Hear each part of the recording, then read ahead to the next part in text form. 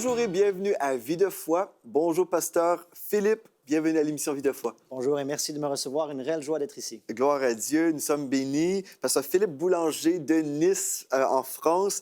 Tu es pasteur de l'Église Victoire Centre Chrétien et aussi, président du conseil d'administration de REMA, donc les instituts bibliques, là, Oui. REMA en France et puis en fait en Suisse aussi. En Suisse aussi, la partie francophone, la Oui. Suisse romande. Gloire à Dieu. Et puis vous servez avec ce ministère-là depuis plusieurs années. Oui, ça fait plusieurs années maintenant que cette école a plusieurs campus en francophonie. Oui. Donc, si vous nous regardez d'Haïti, si vous nous regardez du Québec, de France ou de Suisse, et nous espérons prochainement pouvoir aussi ouvrir l'Afrique francophone. Donc, il y a les directeurs de REMA Québec et de REMA France et Suisse, John Madan et Ken Taylor, qui sont en train vraiment dans cette mission-là d'implanter des centres de formation dans toute la francophonie. Gloire à Dieu. Ouais. Et cette semaine, on est en train d'étudier un sujet vraiment fort intéressant, l'Alliance par le sang. Et à REMA, vous enseignez certainement aussi un cours sur l'Alliance par le sang. Absolument. Donc, il y a une leçon. Donc, en général, c'est de 12 sessions de 40 minutes sur un sujet. Donc, OK. ça permet d'aller en profondeur pendant 2 jours. Et les étudiants en sortent très édifiés en général. Bien, gloire à Dieu. Bien, moi, je sais qu'on a des pasteurs dans notre équipe, dans notre campus, et qui fréquentent un des campus de REMA, et puis sont vraiment encouragés, vraiment bénis, bâtis spirituellement. Donc, on dit gloire à Dieu pour REMA, qui existe maintenant partout dans la francophonie, ou en tout cas qui s'étend de Ouais, plus en plus. ça se développe bien. Amen, gloire à Dieu pour ça. Et puis aussi, vous êtes pasteur là-bas avec ton épouse, Rebecca, et puis en plus, tu es papa de deux jeunes filles. Oui, donc je tiens à saluer l'Église, si l'Église Victoire Centre Chrétien nous regarde. Et puis, donc, papa de 2 filles, Ella et Davina. Bon, ben, gloire à Dieu. Un homme béni. Oui, ça se passe bien. On ne peut pas se Amen. plaindre. Non, Aujourd'hui, on va parler le rite de l'alliance de sang hébraïque. Donc, c'est tout un sujet glorieux. Oui, ça sonne un petit peu compliqué au premier abord, c'est vrai, mais c'est vraiment passionnant. Et pour comprendre un petit peu le rite de l'Alliance hébraïque, c'est vraiment un retour finalement aux racines hébraïques de l'Église et comprendre finalement ce rite-là et comprendre son implication dans la Nouvelle Alliance. Et en fait, dans les années 1870 ou 70 pour les Suisses et les Belges, il y avait un journaliste qui s'appelait Henry Stanley. Et Henry Stanley, il était en quête d'un célèbre missionnaire qui s'appelait David Livingstone. Et pour pouvoir progresser en Afrique à l'époque, il a dû donc faire des alliances de sang. Et il a réalisé que grâce à ces alliances de sang, ça lui permettait d'avancer un petit peu parce que sinon, sa progression était vraiment freinée. Mais au départ, il ne voulait rien savoir. Hein? Hein? Mais au départ, il ne comprenait pas trop. Puis après, finalement, il s'est informé. Mais qu'est-ce que ça changerait vraiment si on établissait une alliance par le sang? Et finalement, on pourrait aussi dire que les missionnaires, en amenant l'Évangile, s'ils avaient amené dans certaines régions du monde, s'ils avaient eu la révélation de l'Alliance du sang, ça aurait été beaucoup plus facile de pouvoir amener l'Évangile, parce que c'est vraiment le mandat que Jésus nous a donné. Et puis, donc Stanley est en quête de Livingstone, et puis il réalise qu'il va falloir qu'il fasse donc des alliances de sang pour pouvoir être protégé et ne pas tout le temps subir la défaite. Et donc, on a un récit qui a été raconté dans un livre qui s'appelle en anglais The Blood Covenant, l'Alliance de sang, par un monsieur qui s'appelle Kenyon. Et on raconte comment la méthode païenne pour pouvoir sceller une alliance de sang. Alors, on va parcourir rapidement parce que nous, ce qui nous intéresse, c'est vraiment le rite de l'alliance hébraïque. Mais par exemple, là, quand Stanley a dû faire alliance, la Bible nous dit qu'il prenait du temps. Il prenait du temps avec un chef d'une tribu qui s'appelait Mirambo pour pouvoir s'accorder sur d'abord les termes de l'alliance. Ensuite, ce qui se passait souvent, c'est qu'il s'échangeait des cadeaux. Donc Stanley, lui, un homme de l'Ouest, il a donné une chèvre, alors que le chef de la tribu, Mirambo, il a carrément donné sa lance. Il se dit, mais j'ai dû perdre au change parce que moi, je donne une chèvre et lui, il me donne sa lance. Mais en fait, cette lance, c'était un signe d'autorité. Et partout, il allait avec... Oui. Une chose intéressante, pardon, c'est qu'en lisant ce livre que j'ai lu hier, en fait, c'est spécial. Ah, super. Mais en fait, il raconte aussi parce qu'il trouvait ça, en fait, c'est pas vraiment une échange très, très plaisante pour lui parce que il y avait un certain souci alimentaire et puis il dépendait vraiment de cette chèvre pour boire du lait. C'était sa seule façon de se nourrir. Et puis, c'est spécial quand même. Donc, il se retrouve avec cette épée. Oui, il se retrouve avec cette lance, mais en fait, cette lance, c'était un signe d'autorité. Et partout où il allait, quand il montrait cette lance, ça lui donnait des ouvertures. Donc ça, c'était très important. Et après l'échange des cadeaux, il prenait une coupe de vin. Et là, il y avait un prêtre, souvent, qui était entre les deux. Donc, ça pouvait être à nouveau soit le chef ou des représentants qui se mettent ensemble. Et là, le prêtre allait faire donc une incision. L'incision pouvait être au doigt, l'incision pouvait être dans la paume des mains ou dans les poignets. Et là, vraiment, les sangs se mélangeaient et souvent, ça tombait dans du vin. Et après, on mélangeait et il faisait boire. Donc ça, c'est vraiment le rite païen. Hein. On va voir que ça ne se faisait pas dans le rite juif. Et puis, les poignets se mélangeaient ensemble comme ça. Et les termes de l'alliance, hier, on était dans Deutéronome chapitre 28. Oui. On parlait des bénédictions et des malédictions. Ben, en fait, ça prouve que vraiment une alliance a été faite.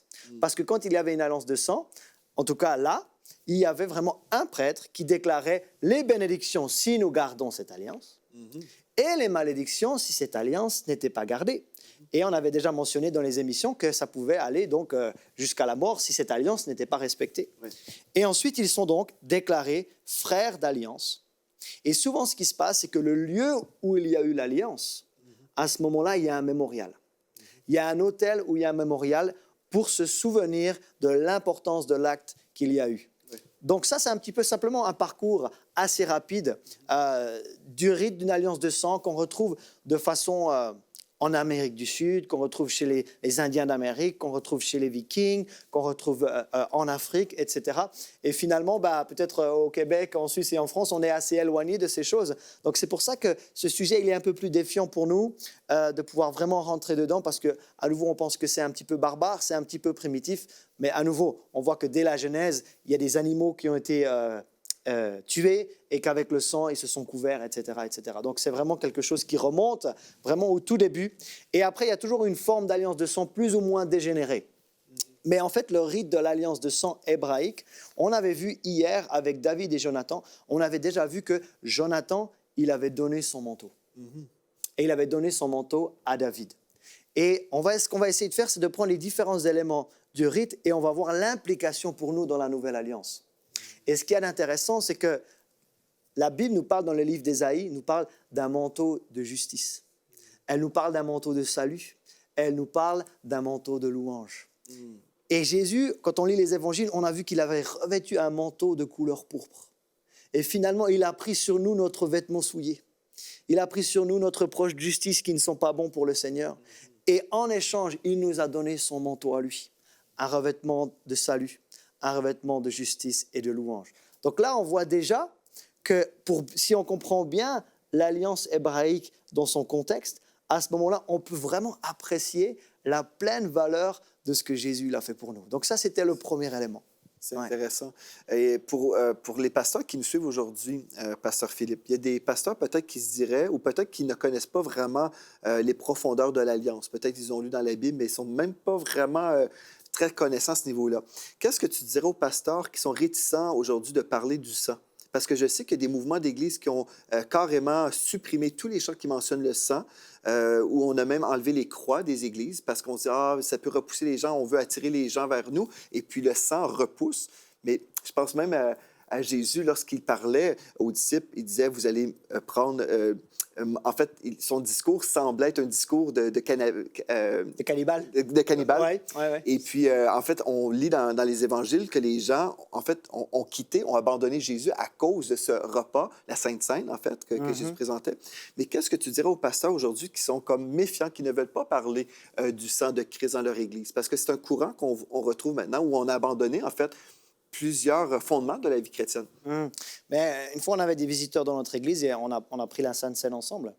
Et le discours des visiteurs, c'était un petit peu, mais qu'est-ce que c'est que ça? Est-ce que c'est une secte? Parce qu'on parle, voilà, c'est le sang, etc. Donc, il y a un petit peu peut-être cette réticence de ne pas forcément présenter donc, le pain et le vin en raison des visiteurs qui pourraient croire que qu'est-ce que c'est que ça? Ils ne vont pas forcément comprendre. Mais nous devons comprendre que si on enlève le sang, si on enlève le sang, on enlève l'essence même, on enlève la base de notre foi, on enlève la base du judaïsme, on enlève la base de la foi chrétienne et tout s'effondre. Donc peut-être qu'il faut vraiment l'expliquer et retourner un petit peu dans l'Ancien Testament. Et c'est vrai que l'Ancien Testament est un petit peu fastidieux. D'un premier abord, ce n'est pas toujours évident de plonger dans l'Ancien Testament. Mais à nouveau, quand on découvre le contexte naturel dans l'Ancien Testament, on va pouvoir découvrir les vérités spirituelles dans le Nouveau. Donc, ça demande un petit peu de travail et je pense que les pasteurs, c'est aussi le ministère de la parole, c'est ce que nous sommes destinés à faire. Donc, peut-être retravailler un petit peu l'Ancien Testament et tirer des parallèles, comment on va le faire dans cette émission, entre l'Ancien et le Nouveau, entre l'Ancienne et la Nouvelle Alliance, pour voir vraiment la plénitude de ce que Jésus a fait pour nous.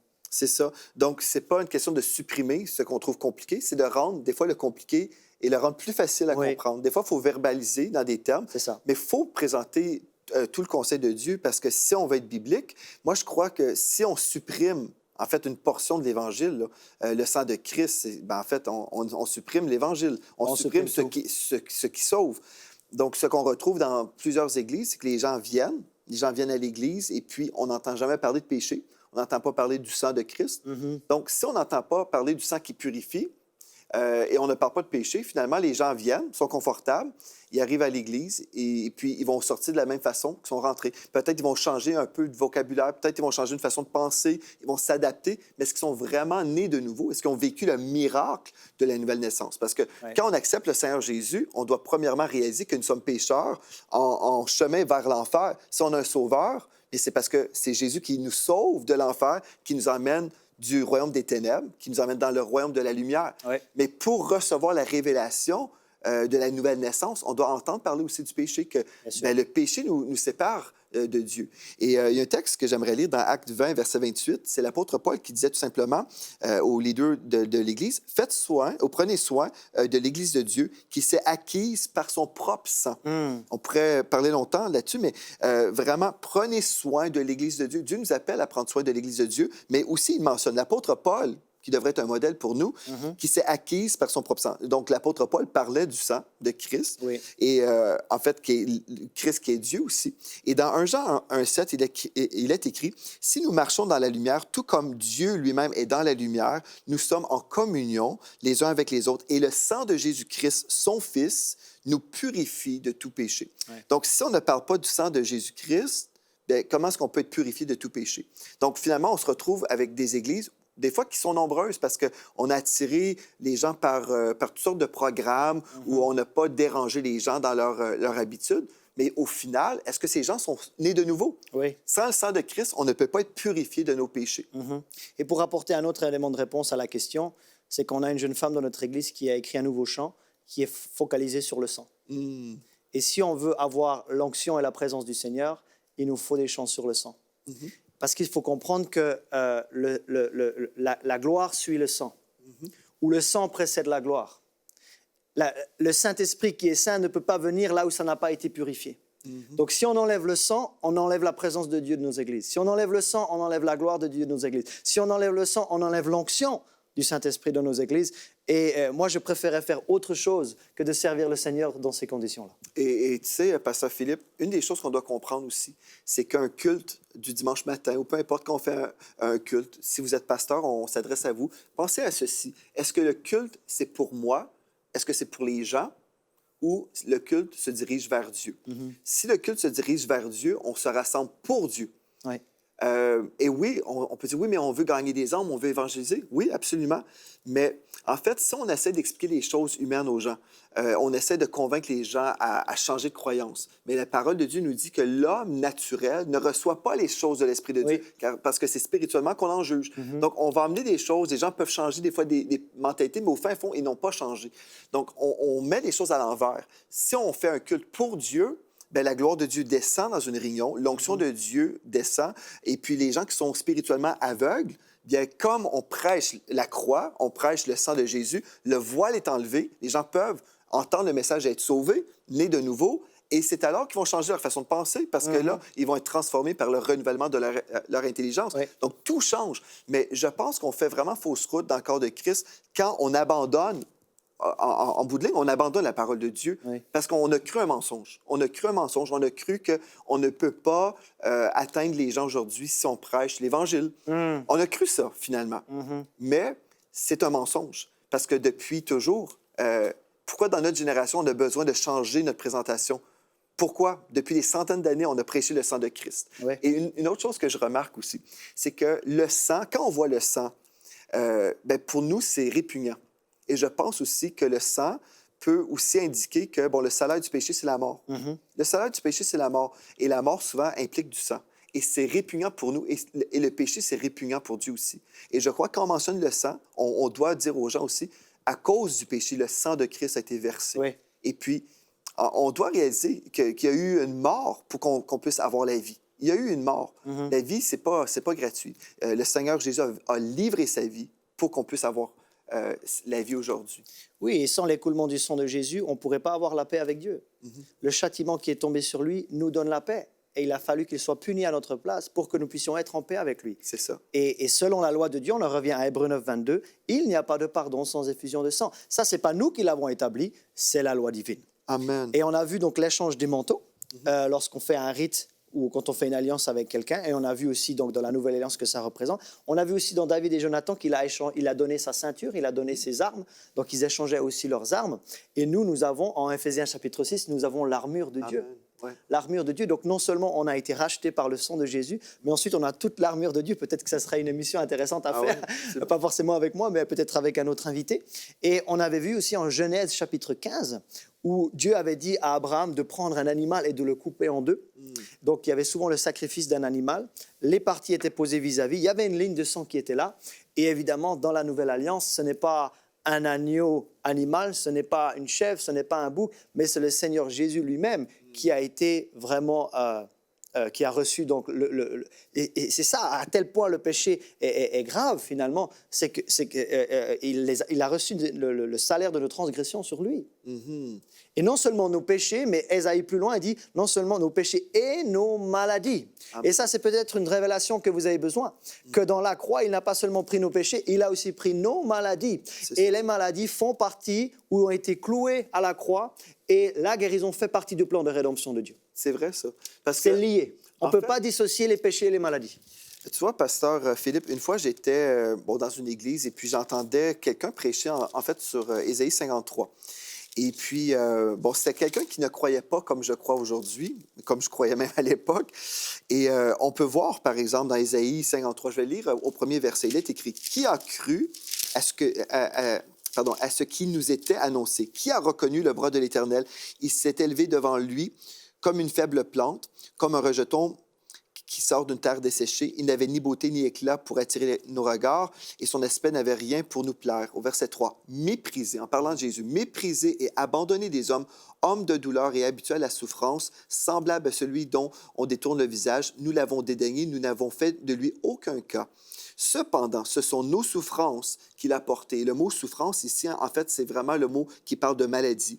C'est de nos douleurs qu'il s'est chargé. Et nous l'avons considéré comme puni, frappé de Dieu et humilié. Mais il était blessé pour nos péchés, brisé pour nos iniquités. Le châtiment qui nous donne la paix est tombé sur lui. Et c'est par ses meurtrissures que nous sommes guéris. Et bien plus tard, dans 1 Pierre 2, 24, nous savons que ce texte-là a été accompli en Jésus-Christ. Oui. Par ses meurtrissures, nous avons été guéris. Oui. Donc ici, c'était prophétique, un jour, oui. Et là, en Christ, nous avons été guéris. Et j'ai entendu un prédicateur lire ce texte-là, et puis ce prédicateur ne croyait pas, en fait, dans la guérison divine pour nous aujourd'hui. Et j'étais un peu surpris. Je me suis dit, mais comment il va faire pour ne pas croire que Jésus, que dans le salut, on a la guérison? Et puis, il disait, en fait, ce texte-là nous parle de guérison, oui, mais c'est simplement une guérison spirituelle. Oui. Pas physique. Ouais. Mais dans Matthieu 8, 16 et 17, en fait, on peut voir que Jésus confirme vraiment que c'était la guérison physique de la belle-mère de Pierre. Et dans son ministère terrestre, on a vu Jésus guérir. Il faisait 3 choses principales. Il guérissait, il prêchait, il enseignait. Amen. Donc, si on enlève la guérison du ministère de Jésus, si c'était central dans le ministère de Jésus, ça devrait l'être dans le ministère de l'Église. Amen. Donc, ce texte-là nous parle justement que Christ a porté pour nous à la croix. C'était prophétique. Un jour, Jésus était pour porter à la croix vraiment toute la malédiction. Ouais. Donc, tout ce que Adam a perdu dans le Jardin d'Éden, Christ a racheté tout ça et puis il nous l'a donné à nous, nous les enfants de Dieu. C'est ça qui est merveilleux. Une définition intéressante de la rédemption que j'aime bien, c'est la restauration des droits perdus en Éden. Et du coup, on devrait retrouver non seulement une mentalité d'alliance, comme on le voit, mais aussi une mentalité d'Éden. Genèse 1, Genèse 2, et pas à partir de Genèse chapitre 3. C'est ça. Donc là, on a vu qu'ils échangeaient des manteaux dans le rite de l'Alliance hébraïque, ils échangeaient des ceintures ou des armes. Il y avait un animal qui était coupé. Donc là, on a vu que c'était dans la Nouvelle Alliance le Seigneur Jésus lui-même. Oui. Et il y avait aussi donc des cicatrices. Et on avait dit que certaines fois, ils mettaient plus tard, peut-être dans le cas des années 1800 et quelques, ils mettaient aussi de la poudre, des armes à feu pour que la cicatrice demeure. Et quand Jésus se présente à Thomas, Thomas insiste pour mettre ses mains là où il y a des cicatrices. Et moi, j'ai une conviction, je ne sais pas si c'est la tienne, mais j'ai la conviction que quand Jésus va revenir, il y aura encore les marques de l'Alliance. Oui. Je pense qu'il y a plusieurs textes qui pourraient corroborer cette position, mais comme pour dire qu'il a obtenu pour nous une alliance ou rédemption éternelle. Et il y aura encore la marque de la cicatrice pour prouver qu'il a donné sa vie pour nous. Donc ça, c'est extraordinaire. Souvent, ils échangeaient les noms. Hein, quand un homme et un époux et une épouse se marient, souvent, ma femme a pris mon nom. Et c'est pour ça qu'Abraham, avant que Dieu ne fasse alliance avec lui, il était Abraham, et après il est devenu Abraham. Et ça, c'est extraordinaire parce que le H, là, c'est le He dans l'alphabet hébreu, et ça représente la grâce. Dieu lui a fait grâce. Donc, il y a eu un changement de nom. Et nous, dans la nouvelle alliance, eh ben, nous avons reçu le nom de Jésus. Ouais. Et il dit, en mon nom, vous allez chasser des démons. En mon nom, vous allez, on revient sur la guérison, imposer des mains aux malades et ils seront guéris. Donc, quand on comprend le contexte historique, on peut vraiment apprécier pleinement les réalités spirituelles qui en découlent. Ils échangeaient des cadeaux aussi. Hein, on a vu avec la chèvre, dans le cas de Stanley et Mirambeau, et avec la lance, etc. Nous avons reçu toutes les bénédictions spirituelles. Ah ouais. Éphésiens 1,3 nous dit que nous sommes bénis de toute bénédiction spirituelle. Jésus l'a dit, je vous laisse ma paix, je vous laisse ma joie. Paul dit que Romains 14, 17, que le royaume de Dieu, ce n'est pas le manger, le boire, mais c'est la paix, la justice, la joie dans le Saint-Esprit. Oui. Et ça, c'est extraordinaire. Il y a aussi le signe de l'alliance. Dans l'ancienne alliance, le signe, c'était la circoncision. Mais dans la nouvelle alliance, le signe, ce n'est pas un signe extérieur, c'est ce qu'on appelle la nouvelle naissance, qui est la circoncision du cœur. Et la circoncision dans l'ancienne alliance, ça coupait et ça les mettait à part. C'était un peuple à part. Et ce que fait la nouvelle naissance, elle fait une coupe dans notre cœur. Et on commence à aimer les choses de Dieu. Et on commence à se éloigner des choses mondaines. Donc non seulement elle nous coupe, elle nous sépare des choses mondaines, mais elle nous consacre à Dieu. Et quelqu'un qui a vraiment vécu la nouvelle naissance, il y a une nouveauté de vie qui en résulte. Et on aura la conviction par le Saint-Esprit que si on part dans une mauvaise voie, il va nous remettre sur la bonne. C'est ça. Après, il y avait des termes d'alliance, comme on a vu dans Deutéronome chapitre 28, les bénédictions, les malédictions. Mais la bonne nouvelle, c'est que dans la nouvelle alliance, c'est que des bénédictions. C'est ça qui est merveilleux. Nous avons été rachetés de la malédiction, mais nous devons quand même marcher de façon droite et de façon intègre. Ce n'est pas une raison pour partir à gauche, à droite et faire n'importe quoi. Mais ce n'est pas automatique, non. Une chose qu'on doit dire, parce qu'il y a plusieurs chrétiens qui ignorent leur héritage. Oui. Donc, oui, nous sommes bénis en Christ, c'est notre position en Christ, mais la Bible dit aussi, mon peuple est détruit faute de connaissance. Si je ne connais pas que je suis héritier, je peux accepter la malédiction dans ma vie et croire, bien, peut-être Dieu veut que je sois malade parce que je suis ignorant de la parole de Dieu. Peut-être Dieu veut que je sois dans le péché. Je pense que c'est rare que les gens vont dire ça, mais les gens s'imaginent, en fait, peut-être Dieu m'éprouve avec un cancer ou peut-être telle ou telle chose parce que je n'ai pas entendu le message de délivrance, je n'ai pas entendu que tout a été accompli à la croix. Donc oui, vraiment, nous sommes héritiers, mais on peut être ignorant aussi et ne pas savoir que cela nous appartient. Absolument. Et nous sommes héritiers. La rédemption a fait de nous des héritiers légaux. Nous ne sommes pas excusez du terme, c'est assez fort, mais nous ne sommes pas des bâtards dans le royaume de Dieu. Nous sommes des fils et des filles et nous sommes des fils légaux. Et si nous sommes des fils légaux, nous avons un héritage légal. Mais qu'est-ce que va faire l'ennemi de notre âme? Il va venir contrecarrer cette réalité. Et il va venir nous voler ce qui nous appartient à nous. C'est ça. Mais si je connais mon héritage, si quelqu'un me vole ma voiture, et sur la voiture, chez nous on appelle ça la carte grise, c'est-à-dire, ça veut dire que ce véhicule appartient à M. Boulanger. Donc si on vole mon véhicule, grâce à ma carte grise, je peux aller vers la police et dire « Hey, je peux revendiquer ce véhicule. » Et ce que nous devons apprendre à faire en tant que chrétiens, c'est de revendiquer ce qui nous appartient. C'est ça. Mais pour pouvoir le revendiquer, il faut le connaître. C'est ça. Ben oui, absolument. Et si on termine ici avec le rite de l'alliance hébraïque, ce qu'il faisait aussi, c'est qu'il faisait un repas une fois que l'alliance avait été scellée. Et là, dans la nouvelle alliance, mais qu'est-ce que fait Jésus? Il prend le vin, il prend le pain. C'est le repas de l'alliance. C'est le repas de la nouvelle alliance. Mais je suis certain que quand tu as marié Mathilde, vous avez échangé des promesses. Et ensuite, il y avait les familles qui étaient là. Vous étiez les représentants de chaque famille. C'est comme une alliance de sang. Et vous avez certainement fait un repas avec vos invités. Oui. Finalement, un mariage, une cérémonie de mariage, ça suit le rite d'une alliance de sang, tout simplement. Et donc, dans la Nouvelle Alliance, c'est ça que Jésus institue, c'est le repas de la Nouvelle Alliance. Et en terminant en beauté, c'est comme on le disait tout à l'heure, que ce soit le rite païen ou le rite juif, ce qu'il faisait à la fin, c'est qu'on voit souvent Abraham qu'il bâtissait des autels ou un mémorial pour se souvenir de ce que Dieu avait fait dans sa vie. Donc ça, c'était important. Il y avait un mémorial pour se souvenir de l'alliance qui avait été faite. Et le mémorial de la Nouvelle Alliance, c'est la croix. Et c'est pour ça qu'on ne peut pas enlever la croix, on ne peut pas enlever le sang de nos églises. C'est ça. Parce que sinon, on enlève le mémorial. C'est ça. Et finalement, la Sainte Seine, c'est ça. Faites ceci en mémoire de moi. C'est le repas de la Nouvelle Alliance. Et le mémorial, c'est la croix qui a été plantée. Et on pense à 1 Corinthiens 18 qui dit « Le message de la croix est une folie pour ceux qui périssent, mais pour nous qui sommes sauvés, elle est la puissance de Dieu. Et si on veut vivre la puissance de Dieu dans nos églises, on doit revenir à l'essentiel, on doit prêcher la croix de Christ, même si ça peut déranger les gens.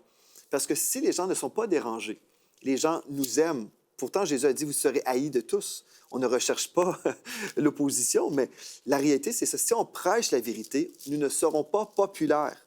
Et Dieu ne nous appelle pas à se laisser influencer par le système mondain, mais plutôt c'est à nous de changer notre monde. Vraiment, Dieu nous dit, soyez transformés par le renouvellement de l'intelligence. Et on ne doit pas se conformer au siècle présent. Ouais. On ne doit pas se conformer. Au contraire, on devrait être différent et les gens vont voir la différence dans l'Église. Et juste vraiment un verset qui m'a sauté quand tu étais en train de partager, c'est Galates chapitre 6, verset 12, qui nous dit « Tous ceux qui veulent se rendre agréables selon la chair vous contraignent à vous faire circoncire uniquement afin de n'être pas persécutés pour la croix de Christ. Donc, et si on continue dans Galates 6, ici, il y a quelque chose d'intéressant, où il dit « Ce n'est rien d'être circoncis ou incirconcis », référence à l'ancienne alliance. Ce qui compte, c'est d'être une nouvelle création. Amen. Donc, d'être né de nouveau et d'avoir vécu la circoncision de la nouvelle alliance. Gloire à Dieu. Bien, si vous n'avez jamais fait de Jésus le Seigneur de votre vie, aujourd'hui, vous pouvez le faire. Ça ne prend pas de temps. Jésus a tout accompli à la croix. C'est gratuit pour nous. Lui, il a payé un grand prix. Il a donné sa vie par amour pour vous. Et puis, si vous voulez simplement dire, Seigneur, je te donne ma vie maintenant. Prends ma vie, fais de ma vie un chef-d'œuvre, pardonne-moi, purifie-moi.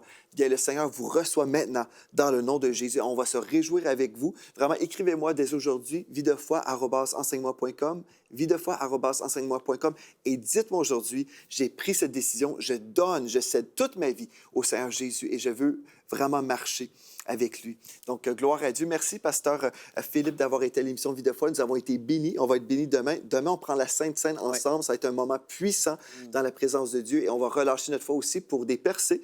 Si vous êtes malade dans votre corps, recevez aujourd'hui et demain aussi, on va poursuivre dans cet esprit de foi. On va croire vraiment pour des miracles dans votre vie partout à travers la francophonie.